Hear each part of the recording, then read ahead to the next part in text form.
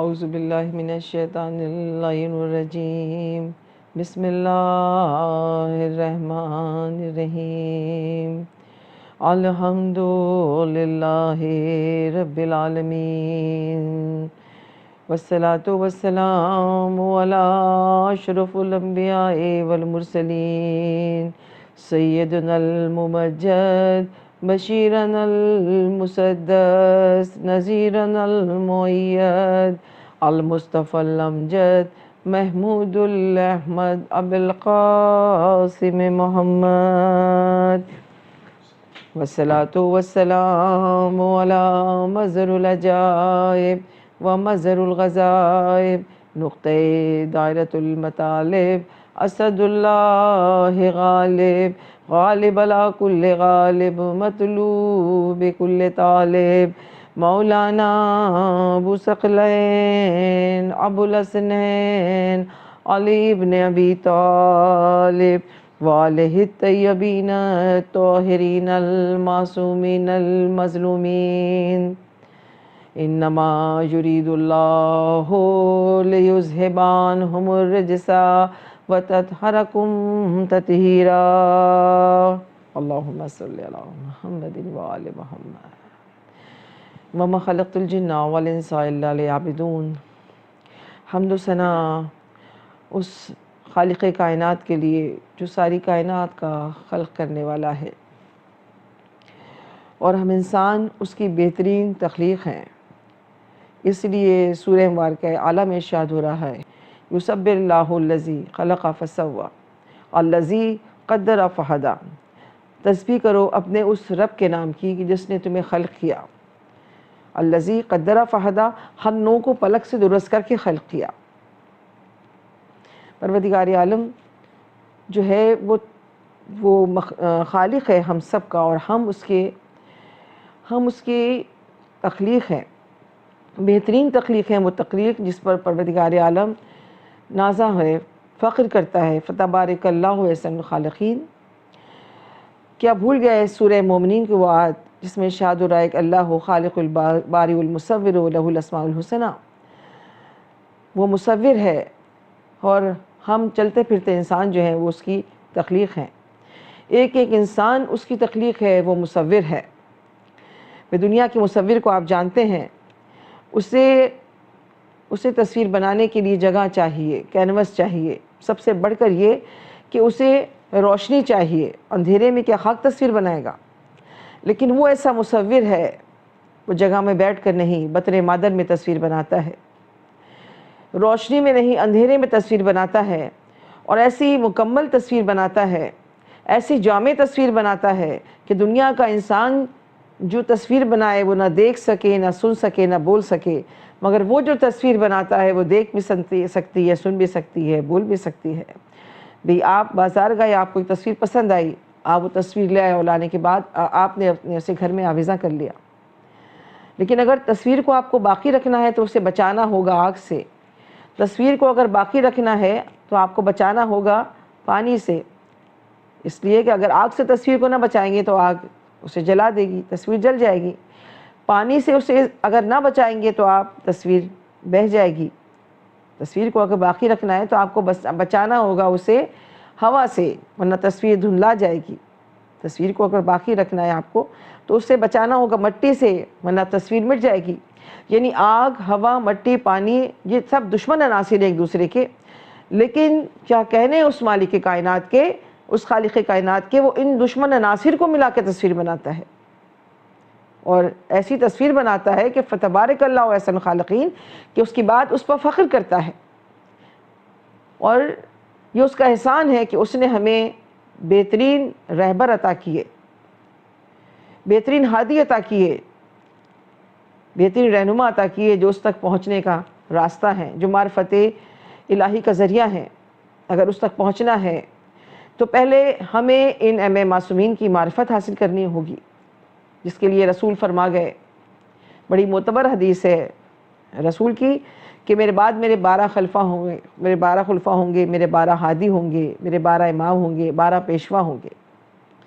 رسول کی حدیث ہر اسلامی کتب میں موجود ہے، چاہے سنی مذہب سے اس کا تعلق ہو چاہے شیعہ سے تعلق ہو، ہر اسلامی کتاب میں رسول کی حدیث موجود ہے، ہر راوی نے نقل کی کہ رسول نے کہا کہ ہاں میرے بعد میرے 12 خلفاء ہوں گے، 12 ہادی ہوں گے، 12 امام، 12 پیشوا ہوں گے۔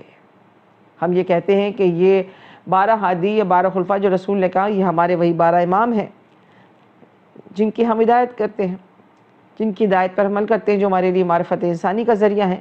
لیکن جب ہماری طرف سے بات کہی جاتی ہے تو دنیا ہی کہتی کہ نہیں، یہ وہ 12 ہادی نہیں ہے، یہ وہ 12 امام نہیں ہیں جنہیں آپ مانتے ہیں، یہ وہ 12 امام کو رسول نے نہیں کہا جنہیں شیعہ مانتے ہیں، یہ 12 امام کوئی اور ہیں۔ تو بھئی وہ کون 12 امام ہیں؟ ذرا آپ تاریخ کا مطالعہ کریں اور آپ کو یہ معلوم ہوگا کہ 12 کا ہنسا سوائے علی اولاد علی کے آپ کو کہیں نہیں ملے گا۔ اگر تاریخ کو دیکھیں، آپ پوری اسلامی تاریخ کو دیکھیں کہ تو معلوم ہوگا کہ خلفائے راشد جو ہے ان کی تعداد 4 تھی، خلفائے بنو امیہ جو تھے ان کی تعداد جو ہے وہ 24 تھی، خلفائے بنو عباس جو تھے ان کی تعداد جو ہے وہ 37 تھی۔ اسی طرح ہادیان حاضر امام جو ہیں ان کی تعداد 52 ہے، اور ہادیان ایک فرقہ ہے مسلمانوں کا جس کے امام جو ہیں ان کو ہادی دائی کہا جاتا ہے، وہ دائیان حق جو ہیں ان کی تعداد 50 ہے۔ یعنی کیا ہوا کہ 4، 24، 37، 50 اور 52 ان کے علاوہ کوئی عدد نہیں ملے گا۔ 12 کا ہنسا جو ہے وہ آپ کو سوائے محمد والے محمد کے اور کہیں نہیں ملے گا، سوائے علی اولاد علی کے آپ کو کہیں نہیں ملے گا۔ تو ماننا پڑے گا یہ 12 خلفاء جن کا رسول نے تذکرہ کیا یہ وہی ہمارے 12 امام ہیں۔ اس کے علاوہ آپ بے شمار کتب حدیث میں دیکھ لیں، کنز المال کو دیکھیں، نباء المعدت کو دیکھیں۔ نباء المعدت کے راوی شیخ سلمان قندوری لکھتے ہیں کہ روایت کرتے ہیں کہ ایک دن ایک بہت بڑا یہودی عالم جو ہے وہ رسول کی خدمت میں آیا، اور آنے کے بعد رسول سے کہا کہ یا رسول اللہ آپ یہ بتائیے کہ آپ کے بعد آپ کے کتنے ہادی ہوں گے، کون ہادی ہوں گے، آپ کے بعد کون خلفاء ہوں گے آپ کے؟ تو رسول نے کہا کہ میرے بعد جو ہیں وہ میرے ہادی جو ہے وہ علی ہوں گے، اس کے بعد حسن ہوں گے، اس کے بعد حسین ہوں گے، اس کے بعد زین العابدین ہوں گے، اس کے بعد امام محمد باقر ہوں گے۔ راوی لکھتا ہے کہ جیسے جیسے رسول نام لیتے جا رہے تھے یہودی عالم کہتا جا رہا تھا لقد صدقتنا یا رسول اللہ، لقد صدقتنا یا رسول اللہ، یا رسول اللہ آپ سچے ہیں، یا رسول اللہ آپ سچ کہہ رہے ہیں۔ لیکن سوال یہ ہے کہ یہودی عالم کو کیسے معلوم ہوا کہ رسول صحیح کہہ رہے ہیں؟ اس لیے کہ وہ یہودی عالم اپنی کتاب توریت میں پڑھ کے آیا تھا کہ موسیٰ نبی نے یہ جاتے ہوئے کہا تھا کہ میرے بعد ایک نبی آئے گا جس کے 12 خلفاء ہوں گے، 12 ہادی، 12 پیشوا ہوں گے، اور وہ ان 12 خلفاء کے نام جو ہے وہ لکھ کے لایا تھا، اور جیسے جیسے رسول بتاتے جا رہے تھے وہ میچ کرتا جا رہا تھا اور کہتا جا رہا تھا صدقتنا لقد صدقتنا یا رسول اللہ، یا رسول اللہ آپ صحیح کہہ رہے ہیں۔ تو اب کتنی عجیب بات ہے، کہ عجیب بات نہیں لگتی کہ موسیٰ تو اپنی قوم کو بتا جائیں کہ میرے بعد ایک رسول آئے گا جس کے 12 ہادی ہوں گے، 12 خلفاء ہوں گے، اور نبی نے نہ بتایا ہو اپنی امت کو کہ میرے بعد میرے 12 ہادی کون سے ہوں گے۔ روایتوں سے یہی ملتا ہے کہ نبی نے صرف نام ہی نہیں بتایا بلکہ القاب کے ساتھ بتایا ہے کہ میرے بعد میرے امام جو ہے پہلے امام علی مرتضیٰ ہوں گے، دوسرے امام حسن مجتبیٰ ہوں گے، تیسرے سید الشہداء ہوں گے۔ یعنی ہر امام کا نام جو ہے وہ لقب کے ساتھ بتایا ہے، لقب کے ساتھ۔ اور یہ کب رسول بتا رہے ہیں؟ امام تو ابھی دنیا میں نہیں آئے، امام ابھی دنیا میں نہیں آئے، امام کے آنے سے پہلے رسول ان کے القابات بتا رہے ہیں کہ میرے امام موسی کاظم ہوں گے، میرے امام جو ہے وہ جعفر صادق ہوں گے، سب کے نام بتا رہے ہیں القاب کے ساتھ۔ کیوں بتا رہے ہیں؟ اس میں بھی رسول کی مصلحت تھی۔ رسول دراصل یہ بتانا چاہ رہے تھے کہ دیکھو تم میں اور اماموں میں کیا فرق ہے، امت اور اماموں میں کیا فرق ہے۔ تم یہاں آتے ہو، یہاں آنے کے بعد کوئی کارنامہ انجام دیتے ہو دنیا میں تو تمہیں لقب ملتا ہے، اور یہ امام وہ ہیں کہ جو وہاں سے بن کے آتے ہیں، علم لدنی وہاں سے اپنے سینوں میں لے کر آتے ہیں، یہ علم لدنی کے وارث ہیں، یہ راسخون فی العلم ہے۔ یہ سارے امام جو ہیں وہ علم لدنی کی منزل پر ہوتے ہیں، عصمت کبریٰ کی منزل پر ہوتے ہیں۔ تو رسول نے ان سارے اماموں کی صرف علی کی ولایت کا اعلان نہیں کیا تھا بلکہ 12 اماموں کی ولایت کا اعلان کیا تھا، 12 اماموں کے نام بتلائے تھے رسول نے۔ اسی لیے ہم کہتے ہیں کہ یہ رسول جن 12 خلفاء کے نام بتا کے گئے یہ ہمارے ہادی ہیں، یہ ہمارے وہی 12 امام ہیں جن کو ہم مانتے ہیں۔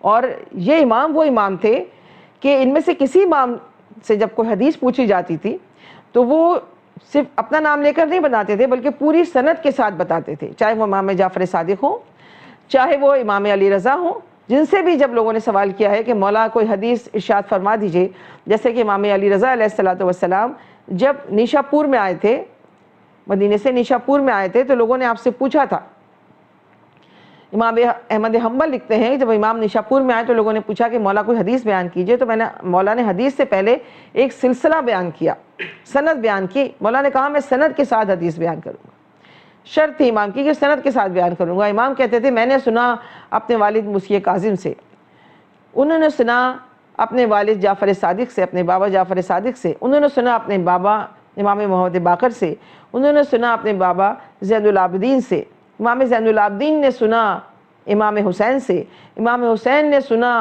علی مرتضیٰ سے، علی مرتضیٰ نے سنا رسول سے، رسول نے سنا جبریل سے، اور جبریل نے سنا خدا سے۔ ایک پوری سند بیان کرتے تھے۔ امام احمد حنبل لکھتے ہیں یہ سند اتنی محترم ہے، حدیث نہیں صرف سند ہی اتنی محترم ہے کہ اگر اس سند کو پانی پر لکھ کر گھول کر کسی بے عقل کو پلا دیا جائے، کسی بدعقل کو پلا دیا جائے، تو اگر وہ صاحب عقل نہ ہو جائے تو حیرت زدہ نہیں ہونا۔ ان ناموں میں طاقت ہی اتنی ہے، ان ناموں میں اثر ہی اتنا ہے۔ یہ علم لدنی کے وارث تھے، یہ راسخون فی العلم تھے، اس لیے تو رسول نے کہا تھا کہ ہمارا پہلا بھی محمد ہے، ہمارا آخر بھی محمد ہے۔ ہم کبھی نہیں کہتے کہ رسول کے بعد فلاں کو جگہ پر بٹھاؤ، فلاں کو بٹھاؤ، جس کو بھی چاہے رسول کی جگہ پر رسول کا جانشین بنایا، لیکن بس صرف ہم اتنا کہتے ہیں کہ جو بھی رسول کی مسند پر بیٹھے وہ سلونی کا دعویٰ ضرور کرے۔ وہ اس لیے کہ بعد رسول کوفے کے ممبر سے جو آواز بلند ہو رہی تھی وہ یہی آواز تھی کہ سلونی سلونی قبل ان تفقدونی، پوچھ لو مجھ سے اس سے پہلے کہ میں تمہارے درمیان سے جاؤں، پوچھ لو مجھ سے اس سے پہلے۔ علی کا سینہ علم الہی کا گنجینہ ہے، علی زمین سے زیادہ آسمان کی راہوں سے واقف ہے۔ اور راوی لکھتا ہے، ارج المطالب کا راوی لکھتا ہے، جس وقت مولا نے سلون ہونے کا دعویٰ کیا تو مولا سے بڑے عجیب عجیب سوالات کیے گئے، بڑے عجیب عجیب، اور مولا نے ہر سوال کا ایسا جواب دیا کہ عقل لگ رہ جاتی ہے۔ جب ایک نوجوان نے آ کر مولا سے یہ سوال کیا کہ مولا آپ نے سلونی ہونے کا دعویٰ کیا ہے، آپ نے سبجیکٹ کی کوئی قید نہیں لگائی نا، ذرا مجھے یہ بتائیے کہ اس وقت جبریل کہاں ہے؟ جیسے ہی یہ سوال کیا کہ مولا یہ بتائیے اس وقت جبریل کہاں ہے، مولا نے مسکرا کر اس حسین نوجوان کی طرف دیکھا، ایک دفعہ دائیں جانب دیکھا، دوسری دفعہ دائیں جانب دیکھا، چشمے زدن میں امام کی نگاہ امامت زمین کے فاصلے طے کر کر آسمان ہفتم پر پہنچی، قاب قوسین کو چھانا، سدرۃ المنتہا کو چھانا، زمین پر واپس آئے، مسکرا کر اس حسین نوجوان کی طرف دیکھ کے کہا سوال کرنے والے انتا جبریل، سوال کرنے والے تو ہی تو جبریل ہے۔ راوی لکھتا ہے جس وقت مولا نے یہ کہا کہ سوال کرنے والے تو ہی جبریل ہے، وہ نوجوان اٹھا، ہوا میں پرواز کر گیا، مسجد کی چھت کو 2 حصوں میں تقسیم کر کے علی کی امامت پر 2 گواہ چھوڑ گیا کہ علی جھوٹ نہیں بولتے، میں ہی جبریل امین ہوں، علی جھوٹ نہیں بولتے، میں ہی جبریل امین ہوں۔ راوی لکھتے ہیں کہ جس وقت وہ نوجوان ہوا میں پرواز کر گیا، لوگ جو بیٹھے تھے انہیں سوال کیا کہ مولا کیا آپ جانتے تھے کہ سوال کرنے والا جبریل ہے؟ کہا کہ ہاں میں جانتا تھا۔ کہ مولا پھر آپ نے دائیں جانب کیوں دیکھا، پھر آپ نے بائیں جانب کیوں دیکھا؟ امام نے کہا اشہد ان لا الہ الا اللہ، کلمہ توحید کو زبان پہ جاری کر کے بتایا کہ میں جانتا تھا کہ سوال کرنے والا جبریل ہے، مگر اگر پہلے بتا دیتا تو اس کی توحید میں فرق آ جاتا، لہٰذا دائیں جانب بھی دیکھا، بائیں جانب بھی دیکھا، چاروں طرف دیکھ کے بتا دیا خدا نہیں لیکن خدا کا ولی ضرور ہوں، خدا نہیں خدا کا ولی ضرور ہوں۔ اور یہ وہی علم تھا، یہ وہی علم لدنی تھا جو مولا کے بعد سارے اماموں میں نسل اندر نسل منتقل ہوا۔ اسی لیے تو رسول کہہ گئے تھے کہ اولنا محمد، اوسطنا محمد، آخرنا محمد وکلنا محمد، ہمارا پہلا بھی محمد ہے، ہمارا اوسط بھی محمد ہے، ہمارا آخر بھی محمد ہے، ہم کل کے کل محمد ہے۔ اے تاریخ کے مورخوں جاؤ، کسی دور میں، کسی زمانے میں میری شریعت میں شک آ جائے تو میرے کسی محمد کو اٹھا کر دیکھ لینا، اگر صورت میں، سیرت میں، کردار میں، جمال میں محمد نظر نہ آئے تو انکار کر دینا۔ اور یہ حقیقت ہے کہ ہر امام اپنے دور کا محمد، چہرے بدلے ہوئے تھے مگر وہی کردار تھا، علی اپنے دور کا محمد، حسن اپنے دور کا محمد، حسین اپنے دور کا محمد۔ اور جب یزید نے خلافت کا دعویٰ کیا، خلیفہ رسول ہونے کا دعویٰ کیا، تو پھر اس طریقے سے حسین اس کے اس دعوے کو کچلنے کے لیے آگے بڑھے کہ یزید تو کیا سمجھتا ہے، کیا کوئی وارث رسول ابھی زندہ نہیں ہے؟ ابھی حسین زندہ ہے۔ اور یہ کہہ کر اس طریقے سے قربانی دی کہ حسین کے ذکر کو دوام ہو گیا۔ یوں چھین لی حیات یزیدی نظام سے، یوں چھین لی حیات یزیدی نظام سے، بیعت نہ پھر سوال ہوئی نو امام سے۔ تاریخ کے مورخ تھک گئے سر پٹک پٹک کر کہ حسین کے بعد میرے کسی امام سے بیعت کا سوال تو دکھا دے، لیکن تاریخ شاہد ہے حسین کے بعد کوئی بادشاہ میرے کسی امام سے سوال بیعت نہ کر سکا۔ قید خانوں میں ضرور رکھا ہے، زہر دے کر شہید ضرور کیا ہے، لیکن بیعت کی طاقت چھین لی حسین نے۔ حسین تو محسن ہوئے نا، اپنے سے پہلوں کے بھی، اپنے بعد میں آنے والوں کے۔ حسین ابن علی محسن ہے، حسین محسن ہے۔ اس طریقے سے قربانی دی کہ رہتی دنیا تک حسین کے تذکرے کو دوام مل گیا۔ حسینیت گوہر نایاب بن گئی۔ کوئی ماں ساری زندگی اپنے اولاد کا ماتم نہیں کرتی، کوئی بہن ساری زندگی اپنے بھائی کو نہیں روتی۔ وقت بہت بڑا مرہم ہوتا ہے، وقت گزرتا جاتا ہے، زخموں پر مرہم آتا جاتا ہے، آنسو کم ہوتے چلے جاتے ہیں، لیکن کیا تاثیر ہے؟ 1400 برس گزر گئے، کیا تاثیر ہے نام حسین میں کہ آج 1400 برس گزر گئے، لیکن آج بھی یہ عالم ہے کہ ادھر کہا حسین، ادھر آنکھوں سے اشکوں کا سیلاب چلا۔ کیسا حسین، نبی کی جان حسین، فاطمہ کا لخت جگر حسین، علی کا پارہ جگر حسین۔ عزادارو، آپ پہلی محرم سے رو رہے ہیں نا، پہلی محرم سے گریہ کر رہے ہیں، پہلی محرم سے بی بی کو پرسہ دے رہے ہیں حسین کا۔ آج آخری دن ہے، آج آخری رات ہے، بس حسین ابن علی زیادہ زحمت نہیں دے گا، بس ایک رات کا مہمان ہے، صرف ایک رات کا، قیامت کی رات ہے، معمولی رات نہیں ہے یہ۔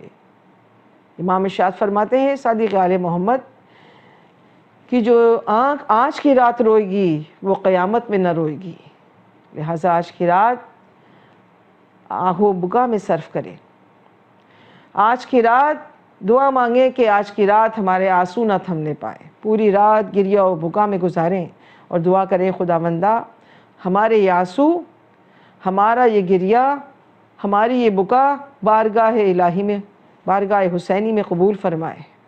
آج کی رات وہ رات نہیں جس میں خیریت پوچھی جائے، آج کی رات وہ رات نہیں جس میں کوئی اور بات کی جائے، ساری رات قاتلان حسین پر لعنت بھیجتے رہیں، ساری رات گریہ و بکا میں صرف ہو۔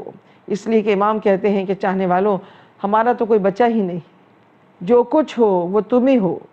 جب آج کی رات آئے تو اپنے گریبان کو چاک کر دو، اپنے سر پہ خاک ڈالو، ایسی صورت بناؤ کہ غیر بھی تمہاری صورت کو دیکھیں تو سمجھے کہ پوچھیں کیا تمہارا کوئی مر گیا ہے۔ آج کی رات وہ رات نہیں، قیامت کی رات ہے۔ حسین ابن علی اور اصحاب حسینی نے پوری رات عبادت میں بسر کی۔ صبح عاشورہ نمودار ہوئی، علی اکبر نے اذان دی، ابھی اذان ختم نہیں ہوئی تھی کہ تیر پر تیر آنا شروع ہو گئے۔ حسین نے حر کو رخصت کیا، حر کے بیٹے کو رخصت کیا، حبیب ابن مظاہر کا لاشا لائے، انصار چلے گئے تو اقربا کی باری آئی، اون و محمد کے لاشیں لائے، قاسم کی پامان لاش سمیٹی، اب جو فرصت ملی 32 برس کا بھائی یہ کہہ کر چلے عباس ہماری کمر توڑ دی، ایک ذرا اور انتظار کر لیا ہوتا، عصر کا وقت قریب ہے۔ اس کے بعد یعقوب کربلا نے یوسف کربلا کا لاشا اٹھایا، علی اکبر کا لاشا اٹھا کے بتایا کہ دیکھو ہم رشک انبیاء ہیں، ہم رشک انبیاء ہیں۔ ایک مرتبہ آواز دی، حل من ناصر ینصرنا، حل من مغیث یغیثنا، ہے کوئی میری آواز پر لبیک کہنے والا؟ راوی لکھتا ہے کہ جس وقت حسین نے آواز استغاثہ بلند کی، 2 خیموں سے جواب استغاثہ آیا۔ ایک خیمے کی طرف مڑے، کیا دیکھا کہ بیمار ٹوٹا ہوا نیزہ لیے کھڑے ہیں۔ پکار کر کہا کہ زینب سید سجاد کو خیمے میں لے جاؤ۔ دوسرے خیمے کی طرف پہنچے جلدی جلدی، جہاں سے گریہ اور بکا کی آواز آ رہی تھی، کیا دیکھا کہ بیبیاں گہوارے علی اصغر کے قریب جمع ہیں۔ اور میرے باپ نے کہا کہ والی، آپ کی آوازیں استغاثہ سن کر علی اصغر نے اپنے آپ کو جھولے سے گرا دیا ہے۔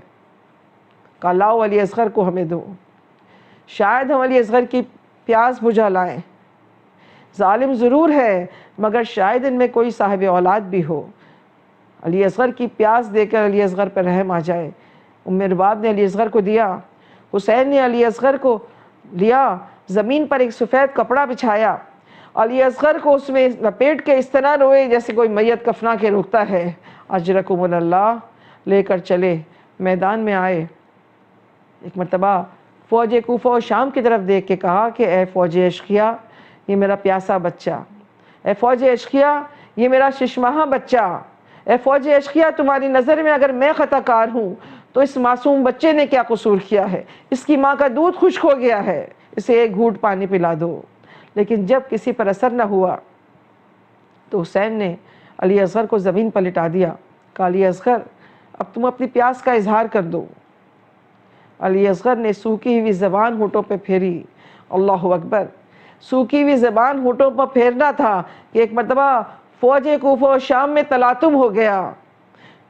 فوج کے لوگ منہ پھیر کے رونے لگے اور کہنے لگے پسر سعد پانی پلا دے بچے کو، بچے کی پیاس نہیں دیکھی جاتی۔ بس پسر سعد نے جیسے ہی دیکھا کہ فوج میں ہلچل مچ رہی ہے، ایک مرتبہ پکار کے کہا حرملہ قطع الکلام الحسینہ، حرملہ حسین کا کلام قطع کر دے، حرملہ تیرا نشانہ نہیں چکتا۔ ایک مرتبہ حرملہ تیر پر تیر جوڑ رہا ہے، پکار کے کہا عمر سعد نے کہ سر سعد نے کہ حرملہ تیرے نشانے کو کیا ہو گیا؟ کہا نہیں دیکھتا، جب میں تیر چلاتا ہوں خیمے کے در پر کوئی بی بی آ جاتی ہے۔ عزیزدارو، اب جو گھبرا کے تیر جوڑا وہ تیر آ گیا جس سے گھوڑوں کو مارا جاتا ہے۔ تیر کا چلنا تھا، ایک تیر سے دو نشانے ہو گئے، علی اصغر کا گلا، حسین کا بازو، بچہ حسین کے ہاتھوں پر منقلب ہو گیا۔ بچے کے خون میں نہا گئے حسین، آسمان کی طرف دیکھا، خون پھینکنا چاہا، آسمان نے انکار کیا، زمین کی طرف چاہا کہ خون پھینکے، زمین نے انکار کیا۔ ہائے میرا صابر امام، خون علی اصغر لیا اپنے چہرے پر مر لیا۔ کا انکار آسمان کو ہے راضی زمین نہیں، اصغر تمہارے خون کا ٹھکانہ کہیں نہیں۔ علی اصغر کے خون میں نہائے ہوئے حسین، چہرے پر علی اصغر کا لہو ہے، لے کر چلے علی اکبر کا لاشا، خیمے کے نزدیک آئے، 7 مرتبہ آگے بڑھے، 7 مرتبہ پیچھے ہٹے، انا للہ و انا الیہ راجعون، رضن بقضاء تسلیما لامرہ۔ خیمے کے نزدیک آئے، خیمے کا پردہ اٹھایا، کہا عمر باب پیاس نہ بجھا سکا، لاشا لے کر آیا ہوں۔ قربان جائے عمر باب کے، ایک جملہ کہا عمر باب نے صرف، اے میرے لال اصغر کیا تجھ جیسے بچے بھی نہر کیے جاتے ہیں؟ قیام میں علی اصغر کا ماتم، علی اصغر کا ماتم رہا کچھ دیر، اس کے بعد حسین ابن علی نے کہا لاؤ عمر باب، لاؤ علی اصغر کو لاؤ، علی اکبر کے پاس سلا دیں۔ علی اصغر کا لاشا لے کر چلے، خیمے کے پشت پر آئے، تلوار کی نوک سے قبر کھودی، ذوالفقار بھی رو رہی ہے امام کی۔ ایک مرتبہ نجف کی طرف دیکھا، کہا بابا علی مرتضیٰ، آسمان کی طرف دیکھا، ایک مرتبہ کسے پکارا، کہا آؤ میرے شیعو، آؤ میرے شیعو، آقا ہم آپ کی مدد کو نہیں آ سکے لیکن ہمارے روحوں نے ضرور لبیک کیا ہوگا، کہا ہوگا، ہمارے پرسے کو قبول کیجئے۔ الا لعنت اللہ علی قوم الظالمین۔